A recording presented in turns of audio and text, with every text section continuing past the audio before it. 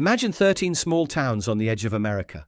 They are ruled by Britain, a country thousands of miles away across the ocean. Britain keeps taxing them, making rules for them, and giving them zero say in anything.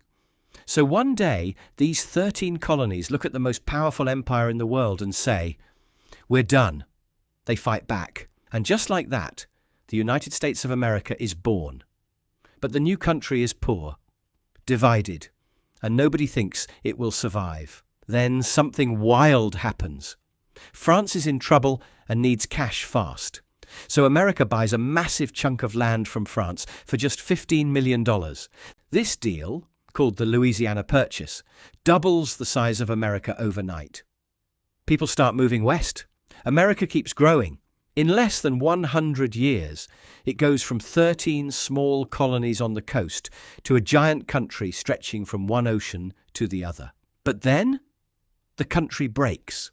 1861 Americans start fighting each other. The North wants to end slavery. The South wants to keep it. It becomes the deadliest war in American history. More than 600,000 people die. President Abraham Lincoln refuses to let the country split apart. The North wins. Slavery is abolished. By the late 1800s, factories are everywhere. Trains connect the whole country.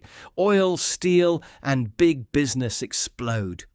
Rich men like Rockefeller and Carnegie build empires. Millions of people from around the world come to America chasing a better life. New York City becomes one of the greatest cities on earth. America is no longer just surviving, it is winning.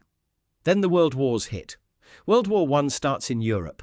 America stays out at first, then joins near the end and helps finish it. Europe is left completely destroyed. America? Barely touched. Then, in 1929, the economy crashes. Millions of people lose their jobs and homes. It's called the Great Depression. World War II begins. America joins in 1941 after Japan attacks their navy at Pearl Harbor. 4 years of brutal fighting later, America drops 2 atomic bombs on Japan and ends the war. The whole world is shocked by this level of power. Every other major country is broke and rebuilding from the war. America is untouched and stronger than ever. They help write new world rules. The American dollar becomes the currency the whole world uses. Hollywood movies play everywhere. American music, food, and culture spread across the planet. And in 1969, NASA lands a man on the moon. America just showed the entire world what they are capable of. But one country refuses to bow down. For why? The Soviet Union. For 40 years, these two superpowers stare each other down. Both have enough nuclear weapons to destroy the Earth several times over. They fight through other countries, Korea, Vietnam, Cuba, but never directly. The whole world is scared. Then, in 1991, the Soviet Union runs out of money and simply collapses. America wins the Cold War, without the two ever firing at each other directly. Now, America stands completely alone at the top. Then comes September 11th, 2001. Terrorists hijack planes and attack America on its own soil. Nearly 3,000 people die in minutes. America goes to war in Afghanistan and Iraq. Trillions of dollars spent. Thousands of lives lost. Then, in 2008, the banks collapse and the economy nearly falls apart again. It feels like America might be slipping, but then it rebuilds again. Silicon Valley creates the internet economy. Apple, Google, Amazon change how the entire world lives. Elon Musk builds electric cars and private rockets.